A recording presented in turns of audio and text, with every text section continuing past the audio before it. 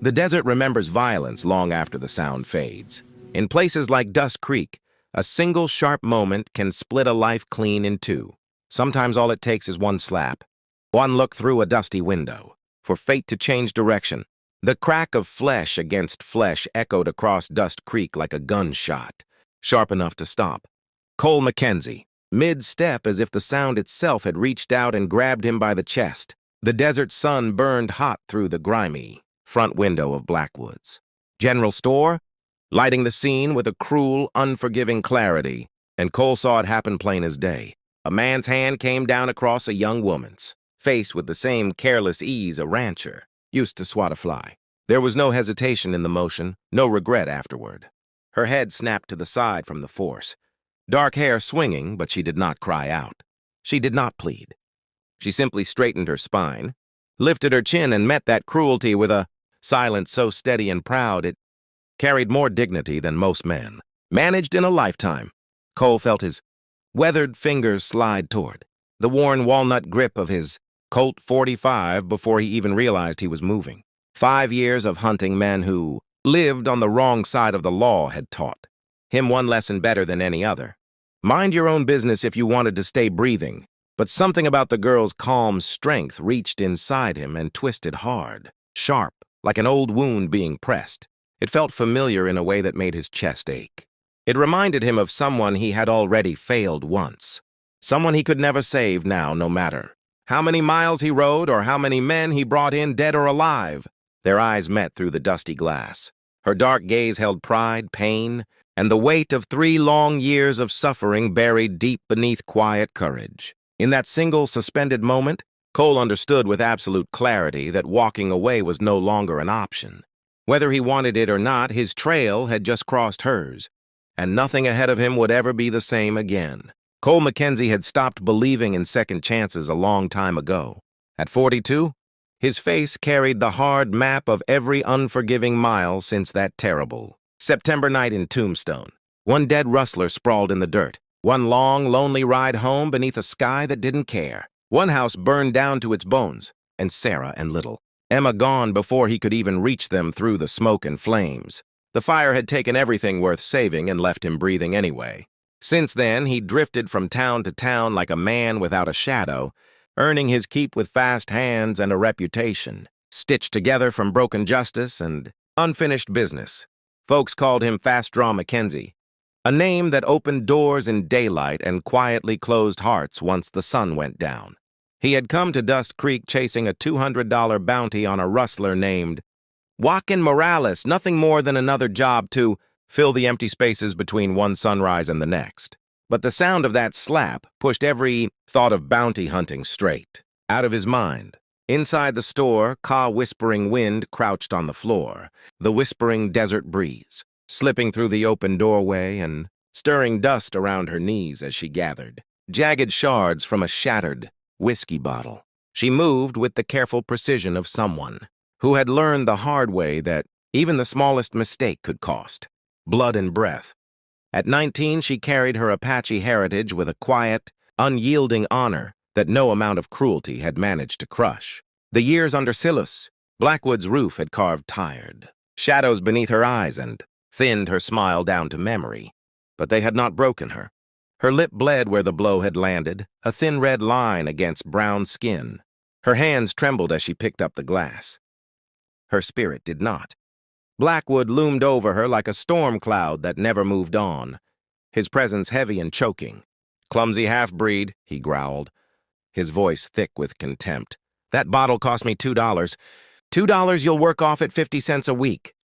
Ka did not answer him. She kept her eyes lowered and reached for another shard, the turquoise necklace at her throat catching the sunlight as it shifted.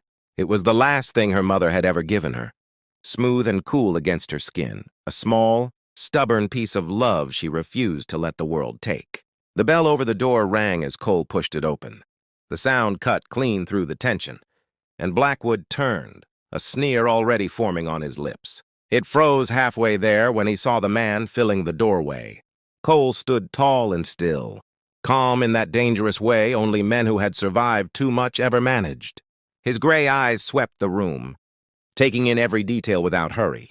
The raised hand that hadn't quite dropped yet, the girl's shaking fingers, the fear and anger hanging in the air like fine dust. "Problem here, mister?" Cole asked, his voice even and flat. Blackwood scoffed, forcing out a laugh that rang hollow. "Just teaching my workers some manners."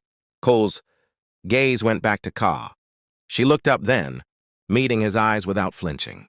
Her face was bruised, her mouth set, but there was nothing broken in the way she held herself. He saw courage flickering, beneath the pain like an ember waiting for the right breath of wind. That evening, Cole sat in the dusty Rose Saloon with a glass of whiskey cupped in his hand, the amber liquid tasting like old regret and newer trouble. The room buzzed with low voices and stale laughter, but the whole town knew what Silas Blackwood did to the girl in his store, and no one said a word. No one ever did. Sheriff Dawkins drank for free at Blackwood's table and called it law. The town council smiled and looked away, too afraid to cross a man with deep pockets and deeper reach. It was Martha Williams, the widow who ran the boarding house, who finally broke the silence. She eased into the chair across from Cole with a tired sigh, her eyes sharp despite the lines time had etched around them. "You're thinking about that girl," she said softly.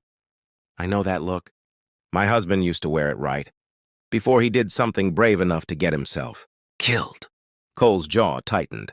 "Seems like someone ought to do something." Martha shook her head slowly. "Silas Blackwood owns half this town," she warned, "and the sheriff, and anyone whose spine isn't strong enough to stand up straight. Why hasn't anyone helped her?" Cole asked. Martha's gaze dropped to the scarred tabletop, shame flickering across her face. "Because she's Apache. Because she's poor. Because this town has a habit of looking the other way when the one suffering doesn't look like them. But she's a good girl. Too good for the life she's been handed." That night, Cole lay awake on the narrow boarding house bed, the thin mattress creaking every time he shifted. Sleep refused to come. He couldn't shake the image of Ka's eyes. The pain there, yes, but something else as well. Hope. A fragile, stubborn hope he hadn't seen in years, not since before the fire. Hope for a life beyond being struck and silenced behind dusty store windows. At dawn, he saddled his horse and headed into the hills, following a rumor from a drunk cowhand who claimed he'd seen Joaquin Morales camping near the back edge of Blackwood's property. Cole found the rustler easily enough, sloppy and careless the way men with nothing left to lose often were.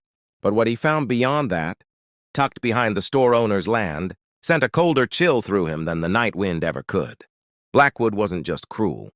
He was hiding cattle thieves on his land, feeding them and taking his cut, funneling stolen herds through Dust Creek and poisoning the town from the inside out. The man who beat Ka was the same man who kept corruption breathing in this place. Meanwhile, in the small, cramped room above the store, Ka tended her bruises alone. She dabbed at the cut on her lip, fingers gentle, and then closed her eyes and touched her turquoise necklace. She whispered a prayer her mother had taught her long ago, words carried by generations of women who had endured and survived. A prayer for strength, a prayer for freedom. When she opened her eyes, she looked out the window and saw Cole Mackenzie walking back toward town with the steady, deliberate stride of a man who had finally made his choice. And whatever that choice was, she felt it in her bones that it was about to change both of their lives forever. High noon burned white and merciless over Dust Creek when Cole Mackenzie stepped back through the doors of Blackwood's General Store for the second time. The bell chimed again, bright and ordinary, a sound that felt almost mocking given the weight of what he carried with him now. This time he did not come as a customer looking for supplies or answers. He came with purpose set hard. In his chest, with dust on his boots and finality in his stride, outside, tied over the back of his horse, was a rustler-bound hand and foot, proof that the job he'd ridden into town for was finished, proof that Joaquin Morales would trouble no one again. But there was something else unfinished, something that had been building from the first moment he'd seen. Ka whispering wind take a beating she didn't deserve and refused to bow her head. Inside, the store smelled of flour, leather, and old whiskey. Ka stood behind the counter, restocking shelves with the careful, practiced movements of someone used to working under watchful eyes. Her hands shook slightly as she lifted tins and jars, but her face remained composed, the calm mask she wore to survive. When she saw Cole enter, her breath caught despite herself. She had watched men like Silas Blackwood all her life. Men who mistook cruelty for strength and ownership for authority. She had never seen a man like Cole Mackenzie before. A man who carried danger so quietly it felt like still water over deep stone. Cole nodded once to her, a small, grounding gesture, then turned his attention to Blackwood. "I hear you've got a worker who owes you a debt," he said, his voice steady, cold, stripped of anything unnecessary. "What's it to you?" Blackwood snapped, his eyes flicking toward the windows where shapes were already beginning to gather, drawn by instinct toward trouble. "I'm buying her contract," Cole said. "Name your price." Ka froze where she stood. The entire store seemed to freeze with her, as if the words themselves had sucked all the air out of the room. Blackwood puffed out his chest, trying to loom larger than he was. "She ain't for sale." Cole took one slow step forward, boots scraping softly against the wooden floor. "Everything's for sale," he said. "The only question is whether you want cash or lead." Outside, townsfolk pressed closer to the windows, faces tight with anticipation. Dust Creek had mastered the art of ignoring injustice, but it never ignored the promise of a fight. $300, Blackwood said loudly, his voice cracking just enough to betray him. "And damages for disrupting my business." Cole reached into his vest and pulled out a folded paper, smoothing it once with his thumb before holding it up. "Sheriff Dawkins told me last night that debt bondage was outlawed in this territory. Years ago," he said evenly. "That makes your contract worth exactly nothing." Blackwood's face darkened, his hand twitching toward his pistol. "You don't know who you're messing with." "Stranger, Cole Mackenzie," he replied. The name dropped into the room like a stone into still water. A murmur rippled through the onlookers outside. A few faces pulled back from the glass. Everyone in the territory knew that name, and they knew what usually followed it. Before Blackwood could finish the motion of reaching for his gun, Cole's Colt was already pressed firmly against his forehead. The room went deathly quiet, broken only by the sound of Ka's quickened breathing. "I wouldn't," Cole said softly. "I've already sent word to the U.S. Marshal about your cattle operation. You make one wrong move and they won't need a trial." Then Ka stepped out from behind the counter. She moved with the smooth, deliberate grace of wind sliding over stone, her fear held tight and controlled. In her hand was a thin-bladed Apache knife, the kind a woman kept hidden until she ran out of choices. "I don't need anyone to buy my freedom," she said, her voice clear and steady. "I was never his property." Blackwood stumbled back a step, fear flickering naked in his eyes. "This ends now," Cole said. "She walks free, and she gets her wages for the last 3 years." 2 hours later, Dust Creek witnessed something it had never seen before. Ka Whispering Wind rode out of town on a gentle mare, her spine straight, her eyes forward. Silas Blackwood stood on his porch, rage boiling just beneath his skin, while Sheriff Dawkins hovered nearby, pretending this was justice he'd intended all along. The town watched in stunned silence as Ka passed, a living reminder that things didn't always have to stay broken. She rode beside Cole without speaking as the buildings fell away behind them and the desert opened up wide and endless ahead. The land stretched on in every direction, sun-bleached and honest. Still, Ka kept her guard up. She had known too many men who offered help with one hand and took something else with the other. "You didn't have to do that," she said quietly at last. "Yes, I did," Cole replied without hesitation. When she finally turned to look at him, she saw pain written deep across his face. Old pain, heavy pain, the kind that carved a man hollow and left him walking anyway. "Why?" she asked. He stared ahead for a long moment before answering. 5 years ago, he said, "I had a wife and a daughter, Sarah and Emma. I left them one night to chase a bounty. When I got back, the house was burned to the ground. They were gone." His voice didn't break, but something inside it shifted. "I told myself some things can't be fixed. Some people can't be saved. Today I decided to stop," believing that. Something tightened in Ka's chest at his words, a mix of sorrow and understanding she hadn't expected. No one had ever spoken to her with that kind of honesty. No one had ever looked at her as if she mattered enough to hear the truth. They camped that night beneath cottonwood trees beside a cold mountain stream. Ka washed the dust and blood of Blackwood's store from her skin, the water numbing and cleansing all at once. Cole built a small fire, pretending not to watch her, failing each time she lifted her head and caught his eye. She was beautiful in a way the frontier rarely allowed women to be, strong and scarred and still standing. "What happens when we reach San Carlos?" she asked as they sat by the fire. "That's up to you," Cole said. "I'll see you home if that is what you want. If not, the territory's big enough for anyone willing to start over." "And you?" she asked. He stared into the flames. "Maybe I'll start over too," he said. "Depends if I find a reason." The fire crackled softly as the night wrapped around them. Cole lay awake later, staring up at the stars, the familiar ache of memory pressing down on him. Ka shifted closer, her voice barely above a whisper. "I used to dream of being held by someone who didn't see me as a burden." "You're not a burden," Cole said. "You're the first right thing I've found in 5 years." She rested against him, careful, testing the truth of the moment. As the fire burned low, something unfamiliar settled in Cole's chest. It wasn't grief. It wasn't anger. It was hope, fragile and alive. By morning, they reached the edge of the San Carlos reservation. Gosecro Feather, a young man Ka had grown up with, stood waiting, his eyes sharp and suspicious as they landed on Cole. "Did he buy you?" Jose asked harshly. "He freed me," Ka replied. Jose's jaw tightened, but he said no more. That evening, Cole found himself seated in the council house before tribal elders. Thomas Greywolf studied him with calm, measuring eyes. "What do you want with our daughter?" the elder asked. Cole drew a slow breath. "I want her to choose her own path," he said. "Whether that path includes me or not." A murmur moved through the room. The elder nodded once. "You may stay 3 days. After that, you leave. If Ka chooses you, she goes with you. If not, you respect her choice. 3 days. 3 days to let truth surface." On the third morning, Cole found Kay standing by the stream. Her feet in the cool water, turquoise beads woven into her hair, a sign she was considering staying. "You've decided," Cole said. "I've decided I need time," she replied gently. "I need to remember myself. I need to breathe without fear. I need to know who I am before I know who I can love." The word struck. Harder than any bullet, but he nodded.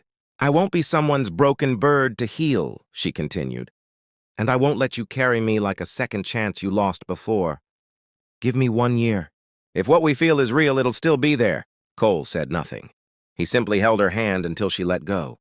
At sunrise, he rode out alone. Ka watched from the hill, her heart torn between the past she was leaving behind and the future she wasn't yet ready to claim.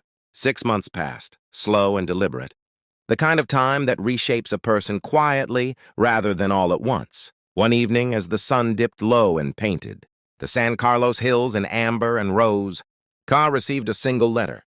It was delivered without ceremony, folded once, the paper worn soft as if it had been handled carefully many times before being sent.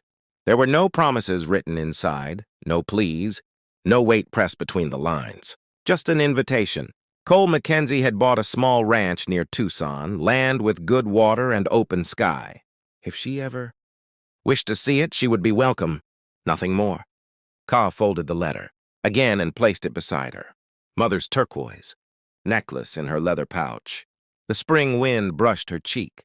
Warm and gentle, and somewhere deep within her, a choice began to form its first quiet shape. Winter came and went over the Arizona desert without cruelty, leaving behind clear skies and days that felt generous with light. Ka whispering. Wind spent that season relearning the parts of herself that had been buried beneath 3 long years of fear and obedience. She walked the hills with the tribal women. Gathering herbs and listening to laughter, she was finally ready to share.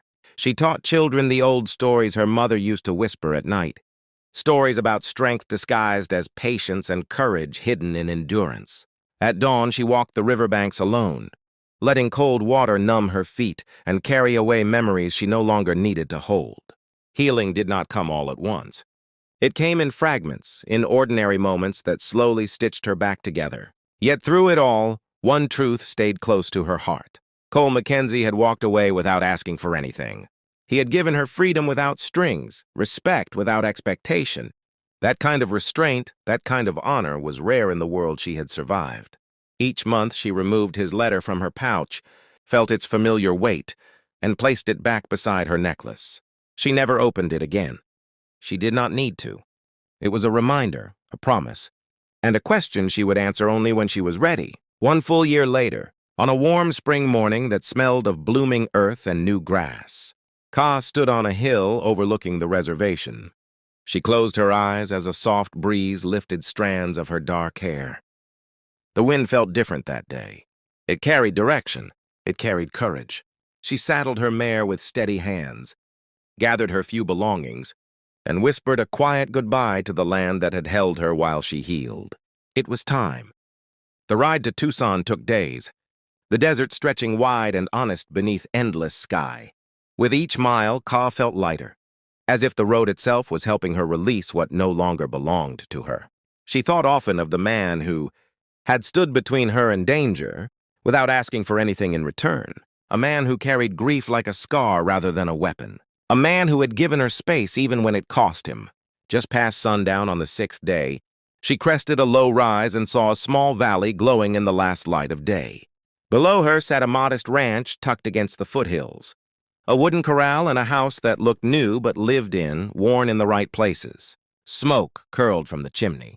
Horses grazed lazily behind a fence line that had been built strong and straight. Cole Mackenzie stepped onto the porch at the sound of approaching hooves. For a long moment, neither of them moved. Cole looked older than she remembered, but not in the hollow, broken way of before. His shoulders were steadier. His eyes carried less weight. The grief was still there, but it had softened into something manageable, something he could live beside instead of under. Ka dismounted slowly. When her boots touched the earth, Cole took a single step forward, not rushed, not uncertain, just enough to show he was ready if she was. "I wasn't sure you'd come," he said quietly. "I wasn't sure either," she answered. "But the wind changed, and I listened." He smiled then, a smile she had never seen on him before, gentle and unguarded, filled with a hope that did not ask for anything. He guided her into the house, letting her set the pace. Inside, it was simple and warm, with a wide hearth and shelves built by hand. On one shelf sat a small wooden box. Ka noticed it immediately. Inside were a pair of tiny shoes and a locket, memories of a life lost. She did not speak of it. Some grief deserved silence. "What made you build all this?" she asked. Cole looked out the window toward the corral. "I wanted a place that felt worth staying in," he said. "A place someone like you could walk into without fear." "And if I hadn't come?" she asked. "Then it would have still been a good place," he said. "Just a quieter one." The truth of his words settled softly inside her. This was not a man waiting to be saved by love. This was a man offering a life shaped by patience, not desperation. That evening, they walked the field behind the house as the sky dimmed into deep blues and gold. A warm breeze carried sage and fresh earth. Cole walked beside her, close enough to feel, far enough to respect. "You changed my life," Ka said at last. "But I didn't come because I owed you anything. I came because I finally knew what I wanted." "And what's that?" Cole asked. "A life I choose," she said. "With someone who sees me as equal. Someone who stands beside me. Not ahead of me or behind me." Cole's breath caught, but he did not interrupt. "You don't need to say anything," she whispered. "I didn't come for words. I came to see if the man I remembered was still here." He reached for her hand slowly, giving her time to pull away if she wished. She did not. She let him take it. In that moment, the past loosened its grip on both of them. They returned to the porch as the stars came out, Cole lighting a lantern that cast warm light across Ka's face. She looked peaceful, whole, fully in command of her story. "Are you staying?" he asked. Ka touched the turquoise necklace at her throat, feeling its familiar comfort. "Yes," she said softly. "If you'll have me." He stepped closer. "I've been hoping for that since the day I heard you cry." She smiled, eyes shining. "I didn't cry that day," she said. "No," Cole replied. "But your heart did, and I heard it." She leaned into him, resting her forehead against his. The night wrapped around them, the ranch quiet and alive all at once. For the first time in years, neither of them ran from what lay ahead. They walked toward it together. The night settled gently over the ranch, stars spreading across the Arizona sky like quiet witnesses. Cole and Ka stood together on the porch for a long while, saying nothing, letting the moment find its own shape. The past was still there, resting behind them like a long road already traveled. But for the first time, neither felt the need to look back. In the days that followed, Ka did not rush into belonging. She moved through the ranch as she had moved through her healing, slowly, deliberately, claiming each space in her own time. She learned the rhythm of the land, the way the horses shifted with the weather, the sound of Cole's boots on the porch before dawn. Cole watched her without hovering, without trying to guide or protect her from every shadow. He had learned that love, real love, did not cage or rescue. It stood steady and waited. Together they worked the land, mending fences, tending animals, sharing meals that were simple but honest. At night they talked, sometimes about nothing at all, sometimes about the things that still hurt. Cole spoke of Sarah and Emma when the memories came, not with bitterness, but with a tenderness that honored what had been lost. Ka listened, never trying to replace that grief, only making room for it. In return, she shared stories of her mother, of songs carried on the wind, of a childhood shaped by movement and resilience. Slowly, without ceremony, their lives braided together. There were no grand declarations, no promises spoken too soon. What they built was quieter than that, stronger for it. One evening, as the sun sank low and painted the land in fire and gold, Ka stood at the edge of the field and watched Cole repair a gate. His movements were sure, practiced, the work of a man who had learned how to stay. She realized then that this was what she had been searching for all along. Not safety promised by words, but safety proven by action. Not a man who needed her to heal him, but one who had already done the hard work of facing his own scars. She walked toward him, her steps unhurried. He looked up and smiled, the kind of smile that did not question her presence. That night, as they sat together beneath the open sky, Ka rested her head against his shoulder. The wind moved softly through the grass, carrying the scent of sage and distant rain. Cole wrapped an arm around her, gentle and certain. There was no fear in the touch, no unspoken debt. Only choice, only trust. In the wild heart of the frontier, two lives once shaped by loss had found something neither had dared hope for again. Not a perfect ending, but a true beginning. And as the lantern light flickered behind them and the stars burned steady overhead, Dust Creek and all its cruelty felt a lifetime away. What remained was a shared horizon, wide and open, and the quiet understanding that some second chances were not about erasing the past, but about walking forward without running from it.